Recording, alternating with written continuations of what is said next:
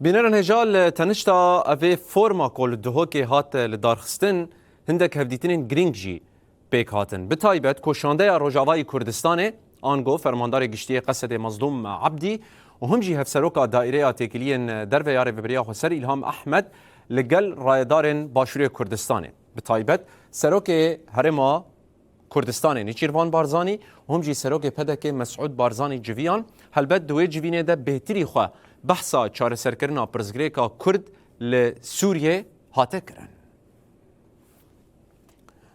Di civînê de li tenişta kesayetên me behs kirin serokê Enekesê Mihemed İsmaîl, siyasetmedarê Kurd Osman Baydemir û hejmarek ji kesayet û berpirsên Rojavayê Kurdistanê amade bûn. Serokê PDK Mesud Barzanî îşaret bi wê yekê kir ku gerek pirsgirêka Kurd bi rengekî demokratîk û aştiyane di Sûriya nû de were çareserkirin û şaştiyên berê werin derbazkirin. فرماندار گشتی قصد مظلوم عبدی جی سپاسیا هرما کردستان و سرک وزیر و مسرور بارزانی لسر و خواندن کر.